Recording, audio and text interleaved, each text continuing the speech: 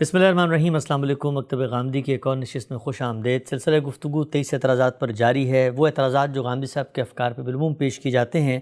آج اس سلسلے کی 55ویں نشست ہے اور جنت کی حور کا موضوع زیر بحث ہے۔ اس موضوع پر اب تک ہم 2 اقساط کر چکے ہیں، آج تیسری قسط شروع کرنے جا رہے ہیں۔ غامدی صاحب حزب سابق، بہت شکریہ آپ کے وقت کا۔ آغاز کرتے ہیں بغیر کسی تردد کے، بغیر کسی تمہید کے۔ میں چاہوں گا وہیں سے موضوع کو جوڑ کے شروع کیا جائے۔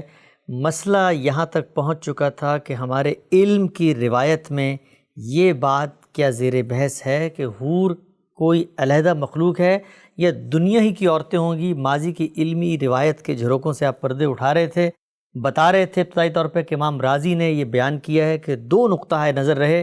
میں چاہتا ہوں آگے بڑھیے اور بتائیے کہ باقی علمی روایت اس باب میں کیا کہتی ہے۔ اس سے پہلے کہ ہم آگے بڑھیں، چند چیزوں کو ذہن میں تازہ کر لینا چاہیے۔ ہم نے اللہ کی کتاب قرآن مجید کو دیکھا، اس سے یہ بات بالکل واضح ہو گئی کہ قرآن مجید یہ تو بتاتا ہے کہ وہاں عورتیں ہوں گی، ان کے جوڑے بنائے جائیں گے، لوگوں کا بیاہ کیا جائے گا، ان کو ان کی زوجیت میں دے دیا جائے گا، مردوں اور عورتوں کے درمیان یہی تعلق ہوگا جو یہاں ہم جانتے ہیں۔ لیکن یہ کہ وہ عورتیں کہاں سے آئیں گی، اس کی کوئی صراحت نہیں کرتا۔ ٹھیک، ان کی صفات بیان کرتا ہے، ان کے حسن و جمال کو بیان کرتا ہے، ان کی سیرت کو بیان کرتا ہے۔ اس کے بعد ہم نے یہ دیکھا کہ روایات میں جن روایتوں کی نسبت رسالت مآب صلی اللہ علیہ وسلم سے کی جا سکتی ہے، ان میں بھی ایسی کوئی بات بیان نہیں ہوئی۔ ٹھیک، میں نے یہ عرض کیا تھا کہ جب یہ صورتحال ہو کہ آپ کے پاس نہ تو قرآن مجید میں کوئی صراحت ہو، نہ حدیث میں کوئی صراحت ہو، تو پھر ظاہر ہے کہ جو آراء بھی قائم کی جاتی ہیں وہ بحث قرائن کی بنیاد پر قائم کی جاتی ہیں۔ یعنی آپ یہ دیکھتے ہیں کہ اچھا جو فلاں بات قرآن مجید میں کہی گئی ہے، اگر اس کو سامنے رکھیں تو یہی معلوم ہوتا ہے نا کہ یہ اسی دنیا کی عورتیں ہوں گی، یا جو فلاں بات حدیث میں بیان کی گئی ہے اس سے یہی معلوم ہوتا ہے نا کہ یہ تو کوئی الگ مخلوق ہوگی۔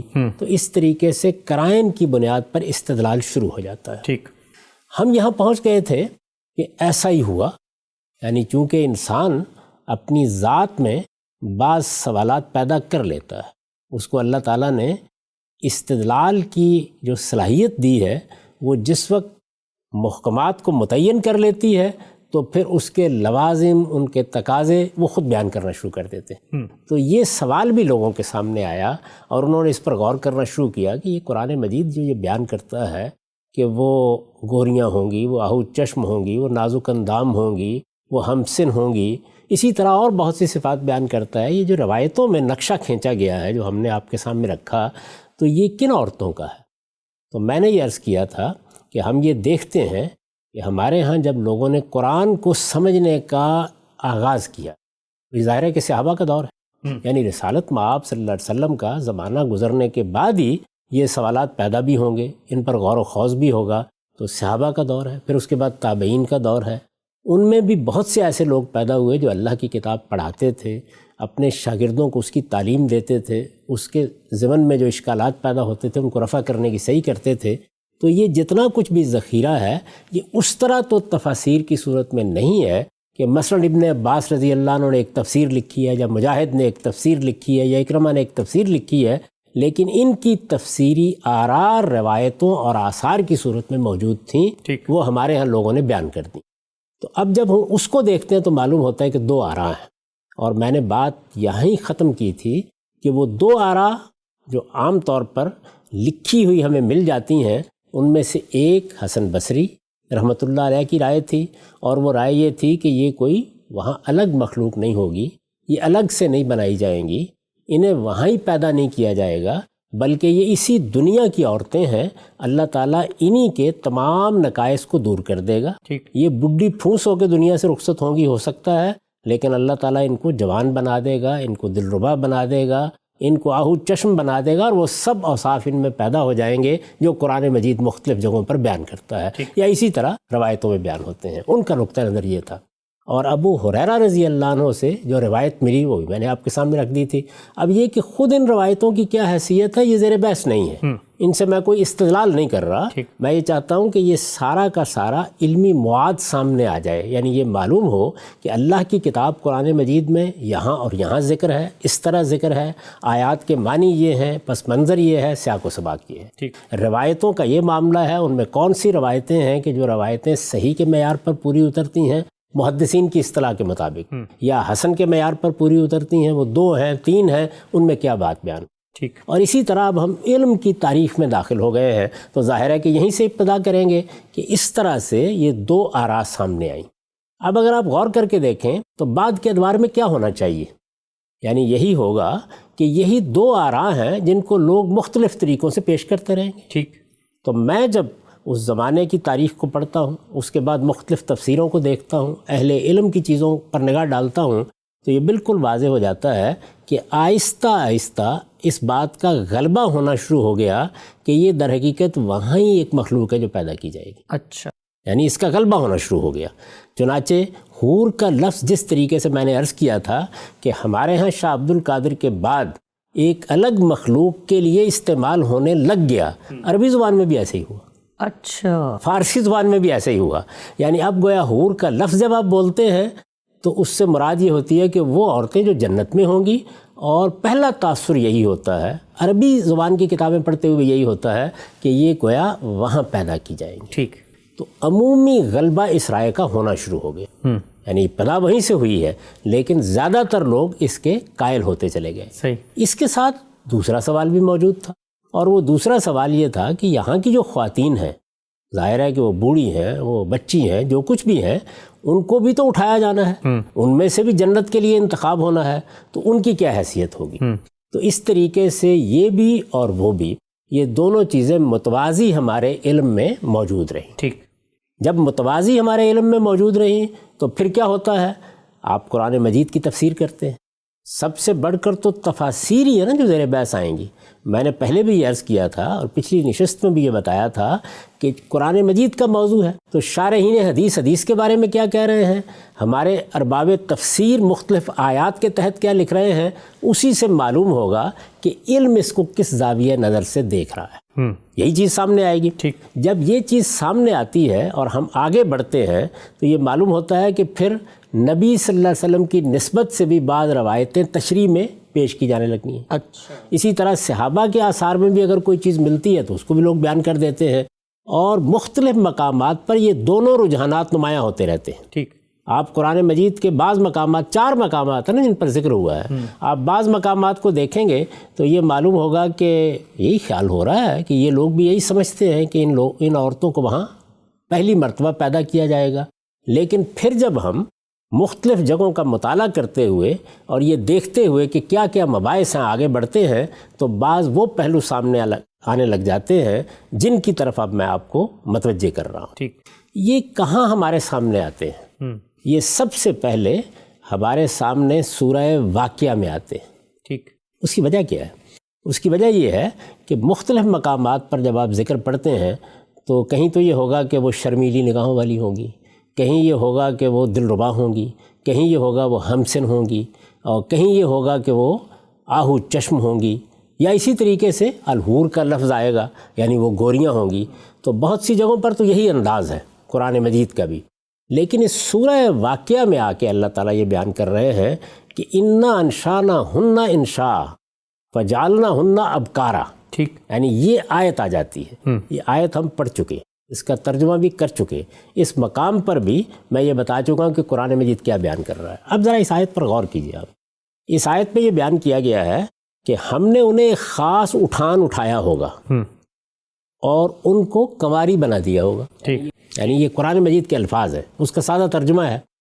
اس میں آ کر یہ بحث پیدا ہو جاتی ہے کہ یہ قرآن مجید حوروں کے بارے میں یا وہاں کی عورتوں کے بارے میں کیا بیان کر رہا ہے.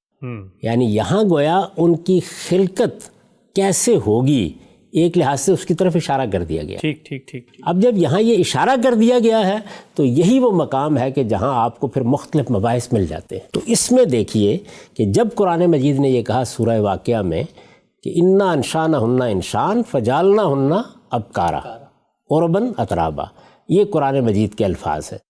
اس میں لوگ کیا بیان کرتے ہیں، کیا کہتے ہیں، یعنی کیا مراد ہے اس سے، جب یہ کہا کہ ہم نے انہیں خاص اٹھایا ہوگا اور کنواری بنا دیا ہوگا، تو اس سے مراد کیا ہے؟ تو اب ہم اگر ایک ترتیب کے ساتھ آگے بڑھیں، اور جیسے کہ میں تعارف کرا چکا ہوں کہ ہمارے ہاں جو نمائندہ تفسیر کی کتابیں ہیں انہی کو دیکھنا چاہیے، باقی لوگ بالعموم اسی کو نقل کر رہے ہوتے ہیں۔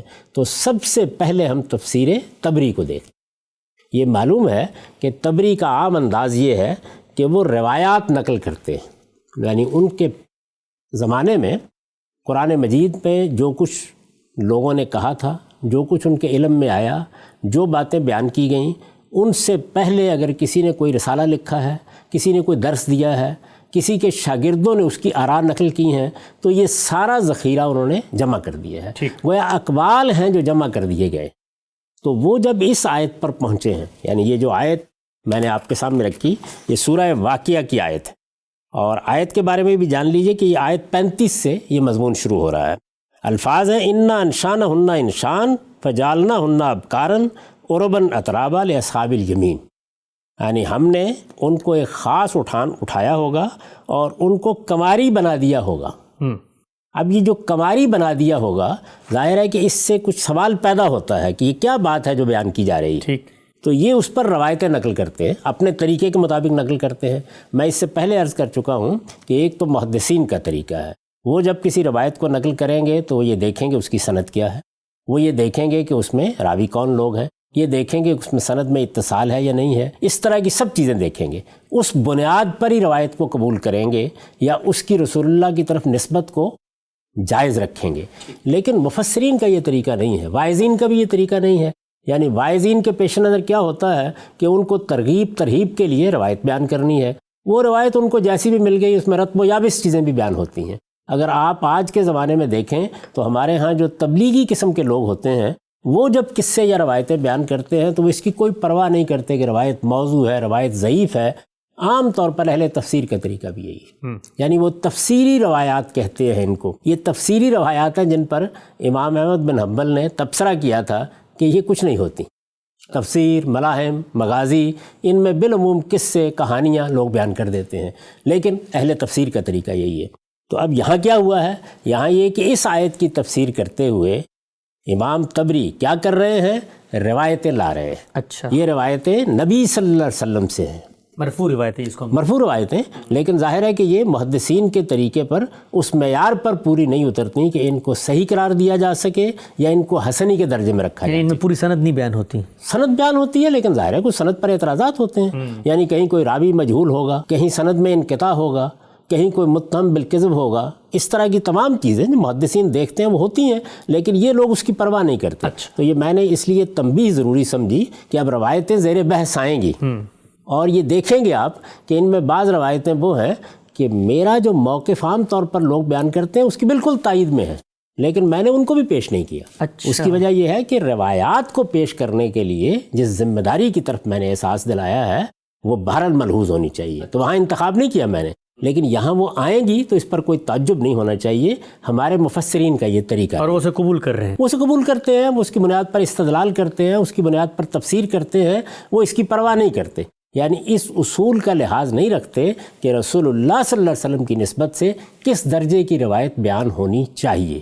تو چونکہ وہ اس کا لحاظ نہیں رکھتے تو اس لیے بیان کریں گے، جیسے واعظین نہیں رکھتے، وہ ترغیب ترہیب کے لیے ہر طرح کی بات بیان کر دیتے ہیں اور یہ کہتے ہیں کہ اس سے لوگوں میں ایمان پیدا ہوتا ہے اور دین کی طرف رغبت ہوتی ہے اور جنت کی ایک تصویر ان کے سامنے آتی ہے، اس سے کوئی فرق واقع نہیں ہوتا۔ تو یہ تنبیہ ضروری تھی۔ اس کے بعد آپ دیکھیے کہ وہ کیا تفسیر کر رہے ہیں اس کی۔ میں اس میں وہ مختلف طریقوں سے یہ روایت لا رہے ہیں اور یہی بتا رہے ہیں کہ یہ مطلب ہے اس کا۔ پھر ایک مرتبہ آیت کو ذہن نشین کر لیجئے، انا انشانہن انشان فجعلناہن ابکارا، یعنی جنت کی عورتوں کے بارے میں اللہ تعالیٰ سورہ واقعہ میں یہ بیان فرما رہے ہیں کہ ہم نے ان کو ایک خاص اٹھایا ہوگا اور ان کو کنواری بنا دیا ہوگا۔ تو یہ کہتے ہیں کہ نبی صلی اللہ علیہ وسلم کی نسبت سے اس کی تفسیر نقل ہوئی، اسی آیت کی تفسیر نقل ہوئی ہے، اور یہ انس بن مالک کی روایت ہے۔ نبی صلی اللہ علیہ وسلم سے اس کے معاملے میں پوچھا گیا تو آپ نے اس کے جواب میں کیا فرمایا، اب یہ الفاظ سنیے، ہن اللواتی کن فی الدنیا اجائزہ امشن رمسا، کہ رسول اللہ صلی اللہ علیہ وسلم نے فرمایا، جیسے کہ اس روایت میں نسبت کی گئی ہے، کہ یہ وہی ہیں جو دنیا میں یہ تمہاری بوڑھی پھونس عورتیں ہوتی ہیں، وہی ہیں، یہ وہی ہیں جن کی آنکھیں چندی ہوتی ہیں، جن کی آنکھوں میں چیپڑ ہوتا ہے، مرنے کے قریب ہوتی ہیں، وہی عورتیں، ان کو اللہ تعالیٰ وہاں کنواری بنا دے گا۔ ایک منٹ صاحب، وہ آیت سے جس سے بالعموم استدلال کیا جاتا ہے کہ کہا یہ جا رہا ہے کہ جنت میں شاید کوئی مستقل مخلوق ہو، یہی آیت کے بارے میں رسول اللہ سے سوال ہوا تو انہوں نے فرمایا کہ یہ آیت ان عورتوں کے بارے میں ہے جو دنیا میں ہوتی ہیں۔ یہی میں عرض کر رہا ہوں، یہ آپ کو الفاظ سنا رہا ہوں، یعنی یہ روایتیں تو اسی طرح کی ہیں جیسے کہ تفسیری روایتیں ہوتی ہیں، وہ ہو گئی بات، لیکن میں یہ عرض کر رہا ہوں کہ اب ہم علم کی دنیا میں داخل ہو گئے ہیں۔ یعنی رسالت مآب صلی اللہ علیہ وسلم کے بعد جب یہ سوال پیدا ہوا، قرآن مجید میں تصریح نہیں تھی، ٹھیک ہے، روایتوں میں تصریح نہیں تھی، جب یہ سوال پیدا ہوا کہ یہ عورتیں کہاں سے آئیں گی، تو دو آراء تھیں، ایک حسن بصری رحمۃ اللہ علیہ کی رائے، دوسری ابو ہریرہ رضی اللہ عنہ کی رائے۔ اگر ان کی نسبت صحیح ہے، وہ آثار درست ہیں، تو گویا یہاں سے بات اب آگے چل نکلی، اختلاف سامنے آ گیا، اور یہی ہونا بھی چاہیے تھا، یعنی اسی طرح غور کرنا چاہیے تھا۔ میں یہ عرض کر چکا ہوں کہ جب اس طرح کی صورتحال ہوتی ہے کہ نہ قرآن میں تصریح ہے نہ حدیث میں تصریح ہے، تو پھر قرائن کی بنیاد پر آراء قائم کی جاتی ہے۔ تو جب لوگوں نے یہ آراء قائم کرنی شروع کی ہیں تو ایک مقام قرآن کا ایسا ہے، یہ انا انشانہن انشان فجعلناہن ابکارا، کہ جس میں یہ لگتا ہے کہ قرآن بیان کر رہا ہے کہ کیا ہوا ہے یا کیا ہوگا، لگتا ہے، یہ تو نہیں کہا جا سکتا کہ صراحت ہو گئی ہے، لیکن بہرحال قرآن مجید اس کو بیان کر رہا ہے۔ ہم نے انہیں خاص اٹھان اٹھایا ہوگا اور ان کو کنواری بنا دیا ہوگا، تو خاص اٹھان کہاں اٹھایا ہوگا، کنواری کیسے بنایا ہوگا، یہ ہے نا ایک موضوع۔ تو اس کو سامنے رکھ کر اب یہ اس کی تفسیر بیان کر رہے ہیں ابن جریر طبری، اور اس میں یہ روایت نقل کر رہے ہیں اور کہتے ہیں یہی اس کی تفسیر ہے، یعنی اس کا مطلب یہی ہے، آیت کا مدعا یہی ہے۔ تو پھر سنیے، ہن اللواتی کنہ فی الدنیا اجائزہ امشن رمسا، کہ نبی صلی اللہ علیہ وسلم نے فرمایا کہ یہی تمہاری دنیا کی عورتیں ہیں، یہی جو یہاں پہ بڈھی پھونس ہو جاتی ہیں، جن کی آنکھیں چندی ہوتی ہیں اور ان میں کیچڑ بہہ رہی ہوتی ہے، یہی ہے، انہی کو اللہ تعالیٰ بنا دے گا۔ یہی روایت ایک دوسرے طریقے سے سیدہ ام سلمہ سے آئی ہے، اس میں ذرا الفاظ زیادہ واضح ہیں۔ رسول اللہ کی زوجہ محترمہ ہیں، نبی صلی اللہ علیہ وسلم کی اہلیہ محترمہ ازواج مطہرات میں سے ہیں، ام المومنین۔ انہوں نے یہ سوال کیا، یعنی یہاں ذرا تفصیل ہے کہ یہ نبی صلی اللہ علیہ وسلم کی اہلیہ ہیں، آپ کی ازواج مطہرات میں سے ہیں۔ انہوں نے سوال کیا، وہ کہتی ہیں کہ قلت یا رسول اللہ اخبرنی عن قول اللہ انا انشانہن انشان فجعلناہن ابکارا، کہ میں نے یہ سوال کیا، وہ بیان کرتی ہیں رسول اللہ صلی اللہ علیہ وسلم سے یہ سوال کیا کہ ذرا ہمیں یہ بتائیے کہ یہ جو قرآن نے کہا ہے کہ ہم نے ان کو ایک خاص اٹھان اٹھایا ہوگا اور ان کو ہم نے کنواری بنا دیا ہوگا، اس کا مطلب کیا ہے؟ وہ ان کے ذہن میں بھی یہ سوال پیدا ہوا اگر یہ روایت صحیح ہے۔ میں نے عرض کر دی نا کہ یہ ہیں اسی طرح کی روایات جن کو ہم تفسیری روایات کہتے ہیں۔ اگر یہ روایت صحیح ہے، یہ اثر صحیح ہے، یا اس میں جو رسالت مآب صلی اللہ علیہ وسلم کی طرف نسبت کی گئی ہے اس کی بنیاد پر یہ مرفوع روایت ہے، اس کو حدیث کا درجہ دیا جا سکتا ہے۔ اگر ایسا ہے، میں نے یہ عرض کر دیا ہے کہ جہاں تک سند کا تعلق ہے اس کی بنیاد پر نہ اسے صحیح قرار دیا جا سکتا ہے، نہ اس کو حسن کے درجے میں رکھا جا سکتا ہے۔ اس طرح کی روایات پر بہت تنقید ہوتی ہے جب آپ محدثانہ طریقے سے ان کا جائزہ لیتے ہیں۔ تو بہرحال یہ اس سے تفسیر کر رہے ہیں، تو یہ کہتے ہیں کہ سیدہ نے، یعنی سیدہ ام سلمہ نے، ام المومنین نے رسول اللہ صلی اللہ علیہ وسلم سے اس کے بارے میں سوال کیا۔ وہ کہتی ہے قلت یا رسول اللہ اخبرنی عن قول اللہ، یعنی انہوں نے آگے آیت پڑھی اور یہ کہا کہ بتائیے کہ اس میں کیا مراد ہے، یعنی کیا مطلب ہے خاص اٹھان اٹھایا ہوگا اور کنواری بنا دیا ہوگا۔ اب جواب سنیے، وہ کہتی ہیں کہ رسول اللہ صلی اللہ علیہ وسلم نے اس کے جواب میں فرمایا ہن اللواتی قبضن فی الدنیا اجائز رمسن شمتا، کہ یہ وہی عورتیں ہیں جن کو دنیا میں وفات دی گئی، اس دنیا میں ان کی روح قبض کی گئی، اور جب روح قبض کی گئی تو بڈھی پھونس تھیں، آنکھوں میں چیپڑ تھا، بال سفید ہو چکے تھے۔ خلقہن اللہ بعد الکبر فجعلہن ازارا، تو اللہ نے ان کو وہاں جب اٹھایا تو اٹھا کے اس بڑھاپے تک پہنچنے کے باوصف اس کے بعد بھی کنواری بنا دی۔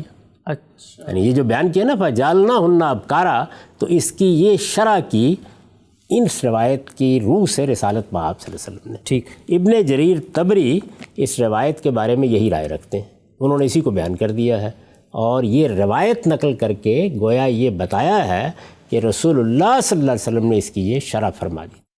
یہ بات واضح ہو گئی. واضح ہے. اس کے بعد اب آگے بڑھیے تو ابن جریر طبری کا سال وفات ہے 310 ہجری. اس کے بعد آگے بڑھتے ہیں اور اب ہم زمخشری کو دیکھتے ہیں. ان کی تفسیر کا نام میں پہلے عرض کر چکا ہوں کہ الکشاف، اور یہ لغت کے، معانی کے، اسی طرح سے علم بیان کے ائمہ میں سے. ٹھیک. ان کی ان سب فنون میں تصنیفات ہیں، اور کشاف کی بھی بڑی غیر معمولی حیثیت ہے. یعنی کسی مصنف کے یا کسی مفسر کے نظریات کچھ بھی ہو سکتے ہیں، لیکن بہرحال وہ ان علوم کے معاملے میں سب کا مرجع ہے. ان کی وفات ہوئی ہے 528 میں. ٹھیک. یعنی طبری کے بعد اب ہم ان کو پیش کر رہے ہیں. میں نے عرض کر چکا ہوں کہ یہ بھی ایک لحاظ سے ایک زاویہ نظر کے نمائندہ ہیں. یعنی مختلف تفاسیر کا جب آپ انتخاب کریں گے تو نمائندہ تفاسیر کا انتخاب کریں گے. میں نے عرض کیا تھا کہ امہات تفسیر کا انتخاب کر کے ہم تعارف کرا دیتے ہیں کہ کیسے دیکھ رہے ہیں. ٹھیک. تو یہ بھی جب اس آیت پر پہنچے، یعنی وہی انا انشانہن انشاء وجعلنہن ابکارا، تو یہ دیکھیے کہ انہوں نے کیا لکھا ہے. یعنی ان کو بھی وہی سوال درپیش ہے کہ یہ آیت کیا ہے، اس میں کیا بات بیان کی گئی ہے، اس میں اللہ تعالیٰ نے کیا خبر دی ہے. کیا اس سے کچھ معلوم ہو جاتا ہے ہمیں کہ جو حوریں وہاں ہوں گی یا جنت کی عورتیں ہیں وہ کیا وہیں بنائی جائیں گی، وہیں پیدا ہوں گی، ان کے لیے وہیں سارے اسباب فراہم ہوں گے، یا وہ یہ دنیا کی عورتیں ہیں، کیا صورت ہوگی؟ تو یہ سوال ان کے سامنے بھی ہے. دیکھیے یہ کیا لکھتے ہیں. یہ لکھتے ہیں کہ فَإِمَّا أَن يُرَادَ اللَّاتِي ابْتُدِئَ إِنشَاؤُهُنَّ، کہ ایک صورت یہ ہو سکتی ہے کہ اس سے مراد یہ لیا جائے کہ یہ وہ عورتیں ہیں جن کو وہاں پر پیدا کیا جائے گا، یعنی نئے سرے سے پیدا کیا جائے گا. یہ وہ عورتیں نہیں ہیں جو اس دنیا میں ہیں، یہ وہاں پیدا کی جائیں گی، ان کا انشاء وہاں ہوگا، ان کی پیدائش وہاں ہوگی. گویا جو کچھ بھی ان کا مادہ تخلیق ہے اس کو وہیں یہ صورت دی جائے گی کہ یہ وہاں پر دلربا بھی ہو جائیں گی، کنواری عورتیں بھی ہوں گی، ان کا یہ حسن بھی ہوگا، ان کا یہ جمال بھی ہوگا، ان کی یہ سیرت بھی ہوگی. ابو ہریرہ رضی اللہ عنہ کی جو روایت تھی، یعنی جو سیدنا ابو ہریرہ کی روایت. ٹھیک. تو یہ بیان کرتے ہیں کہ ایک صورت یہ ہو سکتی ہے. اچھا. یہ آپ نے دیکھا کہ ابن جریر طبری نے تو اس معاملے میں ایک حدیث نقل کی اور بس ایک ہی بات بیان کی. گویا ان کی ترجیح سامنے آ گئی. ان کی ترجیح بھی سامنے آ گئی، لیکن کشاف میں یہ بات نہیں ہے. یعنی زمخشری اس کو ایسے بیان نہیں کر رہے. وہ یہ کہتے ہیں دونوں صورتیں مراد لی جا سکتی ہیں. فَإِمَّا أَن يُرَادَ اللَّاتِي ابْتُدِئَ إِنشَاؤُهُنَّ، ایک صورت یہ ہو سکتی ہے کہ ان عورتوں سے، یعنی جن کے بارے میں یہ کہا گیا ہے کہ ان کو ایک خاص اٹھان اٹھایا ہوگا، یہ وہ عورتیں ہیں کہ جن کی پیدائش کی ابتدا وہیں سے ہوگی، یہ دنیا کی عورتیں نہیں ہیں. ایک صورت یہ ہے. دوسری کیا ہے؟ اب اللَّاتِي أُعِیدَ إِنشَاؤُهُنَّ، اور دوسری صورت یہ ہو سکتی ہے کہ یہ وہ عورتیں ہیں کہ جو یہاں آئیں، دنیا میں رہیں، اور پھر ان کے انشاء یا ان کی خلق کا اعادہ کیا گیا. اللہ تعالیٰ نے انہیں دوبارہ بنایا، جس طرح کہ میں آپ سب بنائے جائیں گے. تو یہ کہتے ہیں سب سے پہلے کہ یہ دو صورتیں ممکن ہیں. اب دو صورتیں سامنے رکھ دی انہوں نے. ٹھیک. یعنی اس کا مطلب کیا ہے؟ اس کا مطلب یہ ہے کہ زبان کا، ادب کا ذوق رکھنے والا ایک شخص جو مفسر قرآن بھی ہے، غیر معمولی حیثیت بھی رکھتا ہے، وہ یہ کہتا ہے کہ یہ الفاظ بھی صریح نہیں ہیں. اچھا. یعنی ان الفاظ میں بھی لفظ کی حد تک دونوں امکانات ہیں. یہ جو میں بار بار توجہ دلاتا رہا ہوں کہ صراحت سے اگر قرآن مجید بیان کر دیتا تو فیصلہ ہو جاتا. روایت میں کوئی بات، روایت سے مراد وہ روایت کے جو رسالت مآب صلی اللہ علیہ وسلم کی نسبت سے اعتماد کے ساتھ، اطمینان کے ساتھ بیان کی جا سکتی ہے. وہاں کوئی صراحت ہو جاتی تو تب بھی معاملہ ختم ہو جاتا. تو یہ سب سے پہلے یہ بیان کر رہے ہیں کہ ان الفاظ کے حد تک دونوں امکانات ہیں. ٹھیک. یہ بات بھی کہی جا سکتی ہے، دوسری بات بھی کہی جا سکتی ہے. یعنی یہ بھی کہا جا سکتا ہے کہ یہ وہ عورتیں ہیں جو وہیں پیدا ہوں گی، اور یہ بھی کہا جا سکتا ہے کہ یہ دنیا کی عورتیں ہیں، یہ بنات آدم ہیں، یہ یہاں پیدا ہوئیں، اس کے بعد اللہ تعالیٰ ان کو دوبارہ پیدا کرے گا، ایسے ہی جیسے مجھے اور آپ کو اور ہر ایک کو پیدا کرے گا. تو وہاں ان کو یہ صورت دے دی جائے گی. دونوں امکانات کو لفظ کی حد تک مان کر بات شروع کرتے ہیں. ٹھیک. اس کے بعد کہتے ہیں کہ وان رسول اللہ صلی اللہ علیہ وسلم، کہ رسول اللہ صلی اللہ علیہ وسلم سے البتہ ایک روایت ہے. تو یہ میں عرض کر چکا کہ ان کا طریقہ بھی وہی ہے، روایات نقل کریں گے. اس میں ضروری نہیں ہے کہ سند کے لحاظ سے روایت کبھی ہو یا صحیح ہو یا حسن کے درجے کی ہو، یہ بھی اس طرح کی روایتیں نقل کر دیتے ہیں. یہ روایت وہی ہے جو میں ابھی آپ کو سنا چکا ہوں. ٹھیک. الفاظ میں تھوڑا سا فرق ہے. یہ کہتے ہیں کہ رسول اللہ صلی اللہ علیہ وسلم سے روایت ہے کہ ان ام سلمت رضی اللہ عنہا سالت عن قول اللہ تعالی انا انشانہن، کہ رسول اللہ صلی اللہ علیہ وسلم سے سلمہ ام المومنین رسالت میں آپ صلی اللہ علیہ وسلم کی زوجہ محترمہ، انہوں نے سوال کیا اس آیت کے بارے میں. ٹھیک، یہ وہی بات ہے. یعنی جیسے ابن جریر طبری نے یہ نقل کیا کہ یہ روایت قرآن مجید کی شرح گویا کر رہی ہے. ہمارے سامنے ایک روایت آ گئی ہے کہ جس نے رسالت میں آپ صلی اللہ علیہ وسلم کا نقطہ نظر اس معاملے میں بیان کر دیا ہے. یا دوسرے لفظوں میں کہیے کہ رسالت میں آپ صلی اللہ علیہ وسلم کی تفسیر ہم کو میسر آ گئی. اب یہ بحث میں عرض کر چکا کہ ایک الگ ہے کہ یہ میسر آ گئی ہے، اس کی نسبت رسالت میں آپ صلی اللہ علیہ وسلم کی طرف کرنی چاہیے نہیں کرنی چاہیے، وہ ایک الگ بحث ہے. لیکن میں یہ عرض کر رہا ہوں کہ ہمارا علم کیسے دیکھ رہا ہے، ہمارے ارباب تفسیر اس کو کیسے دیکھ رہے ہیں. تو وہ نقل کر رہے ہیں کہ ام سلمہ رضی اللہ عنہا نے رسالت میں آپ صلی اللہ علیہ وسلم سے اس آیت کے بارے میں پوچھا، تو جواب کیا ملا؟ یا ام سلمہ ہن اللواتی قبضن فی دار الدنیا اجائز شمتن رمسا جعلہن اللہ بعد الکبر. کہ رسالت میں آپ صلی اللہ علیہ وسلم نے فرمایا کہ ام سلمہ یہ وہی عورتیں ہیں جو اس دنیا کی زندگی میں موت کی نظر ہوئیں، جن کو یہاں سے اللہ اٹھا لے گیا، جو یہاں سے رخصت ہوئیں، جن کی روح یہاں قبض کر لی گئی. یعنی بناتے یہ وہی عورتیں ہیں، یہ وہی عورتیں ہیں جو یہاں پوری پھوس ہو گئی تھیں، یہ وہی ہیں جن کے بال سفید تھے، یہ وہی ہیں جن کی آنکھیں چیپڑ والی تھیں. اللہ تعالیٰ نے اس بڑھاپے کو جو دنیا میں پہنچی وہاں ان کو اٹھایا اور اٹھا کر ان کو کنواری بنا دی، ان کو آہو چشم بنا دیا. ٹھیک، وہ ساری صفات ان میں پیدا ہو گئیں. تو وہی روایت ذرا مختلف الفاظ میں یہاں زمخشری نے ہمارے سامنے پیش کر دی. اس سے گویا انہوں نے یہ بتایا کہ لفظ کی حد تک تو دونوں امکانات ہیں. یعنی اگر آپ انا انشانہن انشاء کے الفاظ پڑھیں فجعلنہن ابکارا تو دونوں امکانات ہیں. ٹھیک، لفظ فیصلہ کن نہیں ہے، لیکن یہ روایت ہمارے پاس موجود ہے. تو یہ روایت تو یہی بتا رہی ہے کہ یہاں قرآن نے جن عورتوں کا ذکر کیا ہے وہ عورتیں اسی دنیا کی عورتیں ہیں جن کو اللہ تعالیٰ وہاں پر حوریں بنا دے گا، گوریاں بنا دے گا، آہو چشم بنا دے گا، کنواری بنا دے گا. ٹھیک، یہ زمخشری تھے. اب زمخشری کو ہم نے دیکھ لیا. اس کے بعد اب امام راضی 604 میں دنیا سے رخصت ہوئے ہیں. یہ ہجری تاریخیں ہیں. یہ معلوم ہے کہ بہت جلیل القدر علماء میں سے ہیں، بڑے مفسرین میں سے ہیں. ان کی تفسیر بھی امہات کتب میں شمار ہوتی ہے. میں اس کا تعارف کرا چکا کہ علم کلام کے مباحث دیکھنے ہوں، روایات کا بھی خلاصہ دیکھنا ہو، اسی طرح زبان بیان کے مسائل کو بھی آپ اگر بہت سہل انداز میں دیکھنا چاہیں، رواں دواں لکھنے والے لوگوں میں سے ہیں، بہت خوبی کے ساتھ مختلف چیزوں کا خلاصہ کرتے ہیں.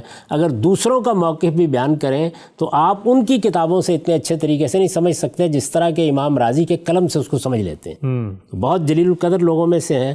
میں عرض کر چکا اس سے پہلے کہ یہ دونوں یعنی زمخشری بھی اور راضی بھی یہ تو گویا تفسیر کی علامت بن گئے. گرا کشا ہے نہ راضی نہ صاحب کشاف. تو اب دیکھیے کہ ان کے سامنے وہی آیت ہے. اچھا، وہ انا انشانہن آیت وہی ہے. میں عرض کر چکا نا کہ اس سے پہلے جو باتیں بھی آپ نے سنی ہیں یا جن روایتوں کو آپ نے سنا ہے یا جو آیات زیر بحث آئی ہیں ان میں تو اوصاف ہی بیان ہوئے، صفات ہی بیان ہوئی ہیں. اب زمخشری نے یہ توجہ بھی دلا دی کہ یہ اگرچہ وہ مقام ہے جس میں یہ سوال پیدا ہوتا ہے، جس سے کچھ رہنمائی ملتی ہے، لیکن لفظ کی حد تک یہ بھی فیصلہ کن نہیں، سری نہیں ہے. بتا دیا. یعنی جب انہوں نے کہا کہ اما یراد یا یہ مراد ہو سکتی ہے یا یہ مراد ہو سکتی ہے، تو اس کا مطلب ہے لفظ کی حد تک فیصلہ کن نہیں ہے آیت.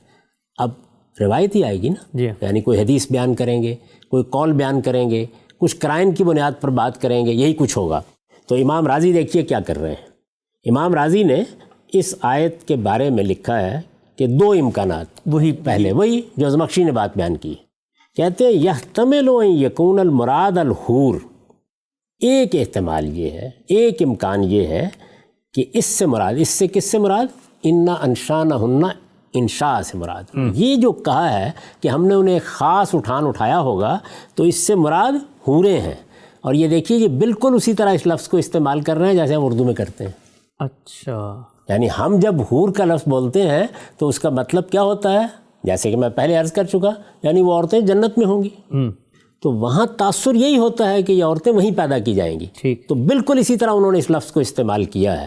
یعنی قرآن کے نزول پر 550 سال ہو چکے ہیں تو الفاظ جب کسی زبان میں مستعمل ہوتے ہیں تو اس طرح عہد بہد اپنے اندر کچھ خصوص پیدا کرتے چلے جاتے ہیں. لیکن وہ پھر شاہ عبد القادر کے یہاں کیوں وہ اصل ترجمہ پھر بھی باقی رہا؟ اس لیے کہ یہ اصل ترجمہ تو یہ بھی یہی کر رہے ہیں. اچھا. یعنی بتا رہے ہیں، لیکن لفظ کا استعمال پھر بات بیان کرتے ہوئے اسی طرح ہونے لگ جاتا ہے. جیسے ہمارے مترجمین کیا ہوا، جیسے فارسی زبان میں ہوا، جیسے ہمارے ادب میں ہوا، جس طرح ہماری شاعری میں ہوا. تو یہ کہتے ہیں کہ ایک احتمال یہ ہے کہ ان یکون المراد الحور، یعنی اس سے مراد کیا ہے؟ وہ حوریں جن کا ذکر ہوا ہے قرآن میں دوسرے مقامات پر. فیکون المراد الانشاء الذی هو الابتداء. اس صورت میں مراد کیا ہوگی؟ یعنی اگر ہم یہ مان لیں کہ یہ اصل میں جنت کی مخلوق حوریں ہیں، ان کا ذکر ہو رہا ہے، انا انشانہ ہننا، انشان سے وہ مراد ہے، تو پھر نتیجہ یہ نکلے گا کہ یہ جو لفظ انشاء یہاں استعمال ہوا ہے، انا انشانہ ہننا، اس کا مصدر انشاء ہے نا. یہ جو لفظ انشاء ہم نے خاص اٹھایا ہوگا، یہ لفظ استعمال ہوا ہے، اس سے مراد پھر کیا ہوگی؟ ابتدا، یعنی پہلی مرتبہ پیدا کرنا. ٹھیک. وہاں پیدا کرنا، یعنی اس دنیا سے پھر تعلق نہیں ہوگا. وہ الگ مخلوق ہوں گی. وہ ظاہر ہے الگ مخلوق کہیں انسان ہی ہوں گی. ظاہر ہے کہ ہمیں جن و پری تو نہیں دی جائیں گی وہاں پہ، لیکن وہ اس دنیا کی عورتیں نہیں ہوں گی. وہ یہ کہتے ہیں کہ ایک صورت یہ ہے، الفاظ میں ایک احتمال یہ ہے. یہ وہی بات ہے جو زمخشری نے دوسرے طریقے سے بیان کر دی کہ یہ بھی مراد لیا جا سکتا ہے. اور وہ یہ کہتے ہیں کہ وَيَحْتَمِلُ أَن يَكُونَ الْمُرَادُ بِنَاتِ آدم. دوسری صورت یہ ہے کہ ان الفاظ میں انا انشانہ ہننا، انشان کے الفاظ سے یہ مراد ہو کہ یہ یہی دنیا میں آدم کی بیٹیاں ہیں، یہی جو دنیا میں آئیں، جو دنیا سے گئیں، ان کو اللہ تعالیٰ وہاں پر یہ صورت دے گا. گویا انشاء وہاں کیا ہے؟ ابتدا کے معنی میں. اب یہ کہتے ہیں کہ یہاں انشاء پھر کس معنی میں ہوگا؟ فَيَكُونُ الْإِنشَاء بِمَعنَى إِحْيَاءِ الْإِعَادَةِ. یعنی اس دوسری صورت کو اگر آپ مراد لیں گے تو پھر لفظ انشاء کا مطلب یہ ہوگا کہ جب وہ دوبارہ اٹھائی جائیں گی، جب ان کو مرنے کے بعد اٹھایا جائے گا اور وہاں وہ زندہ ہوں گی، تو ان کا وہ زندہ کرنا پھر اس انشاء سے مراد ہوگا. ٹھیک. تو یہ کہتے ہیں کہ یہ دو احتمالات ہیں. امام راضی نے اپنے طریقے کے مطابق ذرا تفصیل سے بات کی. زمخشری نے اسی کو دو لفظوں میں واضح کر دیا تھا کہ آیت کے الفاظ کی حد تک دو احتمالات ہیں. یا یہ مانا جائے کہ یہ وہیں ابتداً پیدا کی جائیں گی، پہلی مرتبہ پیدا کی جائیں گی، اور یا یہ کہ یہ دوسری مرتبہ پیدا ہوں گی، یہ اس سے پہلے دنیا میں آ چکی. یہ بات بیان کرنے کے بعد اب وہ کہتے ہیں کہ یہ بات یہاں ختم نہیں ہوئی، یعنی آیت انا انشانہ ہننا پر ختم نہیں ہو گئی. اس کے بعد اگلا جملہ ہے فَجَعَلْنَاهُنَّ أَبْكَارًا، کہ ہم نے ان کو کنواری بنا دیا ہوگا. اب امام راضی یہ کہتے ہیں کہ یہ جو اگلی آیت ہے فَجَعَلْنَاهُنَّ أَبْكَارًا يَدُلُّ عَلَى الثَّانِي، دو احتمالات تھے، دو امکانات تھے. یہ جو اگلی آیت ہے یہ تو دوسری بات پر دلالت کر رہی ہے کہ وہ بنات آدم ہی ہوں گی. وہ بنات آدم ہی ہوں گی. دو باتیں تھیں. یعنی ایک یہ کہ وہ وہیں پیدا کی جائیں گی پہلی بار، دوسرے یہ کہ وہ یہاں پیدا ہوئیں، وہاں ان کا اعادہ ہوگا، جس طرح دنیا کے ہر مرد اور ہر عورت کا اعادہ ہوگا. دو احتمالات تھے. وہ یہ کہتے ہیں کہ دوسرے پر آیت دلالت کر رہی ہے. کیسے؟ یعنی آپ گویا ترجیح بیان کر رہے ہیں. وہ یہ کہتے ہیں یدل علی الثانی، یعنی یہ جو اگلے الفاظ ہیں کہ ہم نے ان کو کنواری بنا دیا ہوگا، یہ دوسرے مفہوم پر یا دوسری مراد پر دلالت کر رہے ہیں.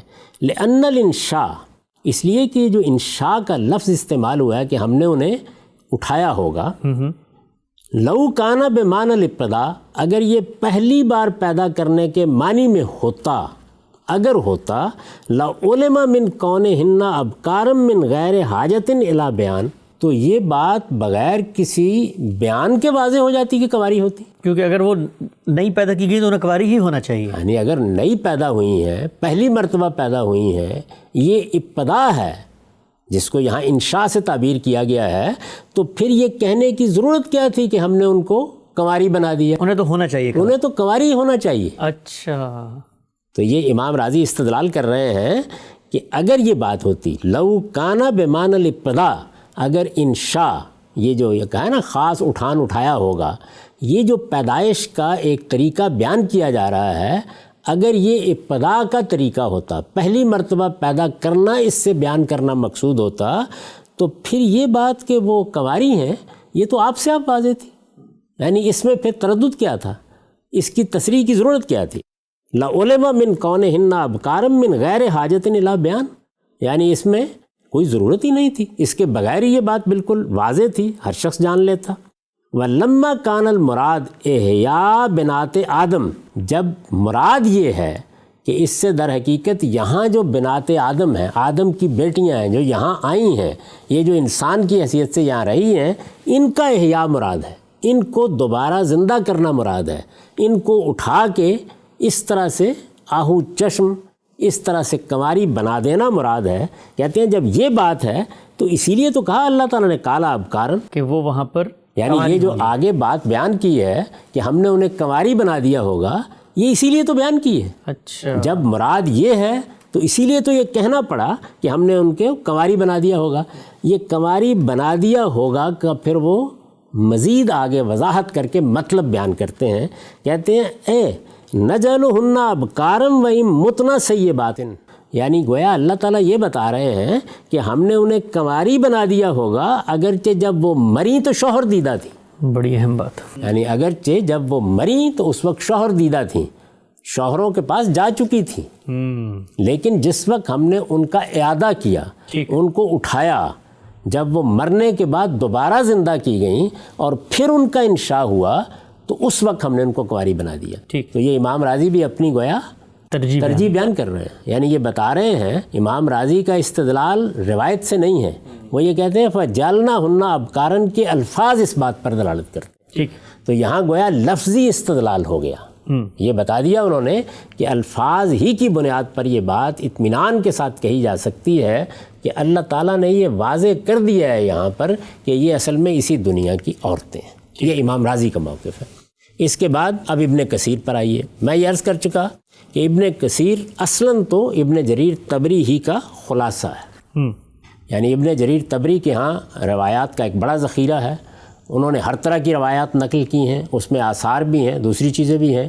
ابن کثیر بھی اصل میں وہی معصور تفسیر کرتے ہیں، یعنی روایات ہی نقل کرتے ہیں، اور عام طور پر اسی وجہ سے ہمارے ہاں بہت قابل اعتماد بھی سمجھے جاتے ہیں، ان کی ایک خاص حیثیت بھی ہے، ابن تیمیہ کے تلامذہ میں سے ہیں، تو ان کا ایک بڑا مقام ہے تفسیر میں۔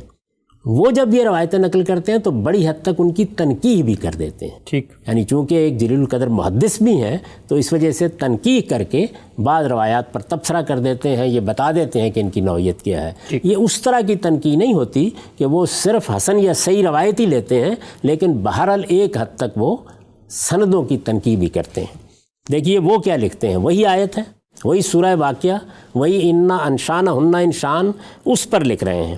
یہ کہتے ہیں کہ اے آدنہن فی النشأۃ الاخری بعد ما کننا عجائز رمسا، کہ یہ در حقیقت انا انشانہن کا مطلب یہ ہے کہ ہم نے جب وہ دوسری نشأت میں ان کو اٹھایا، یعنی جب قیامت میں سب انسان اٹھیں گے تو یہ نشأت اخری ہوگی نا، نشأت ثانیہ ہوگی۔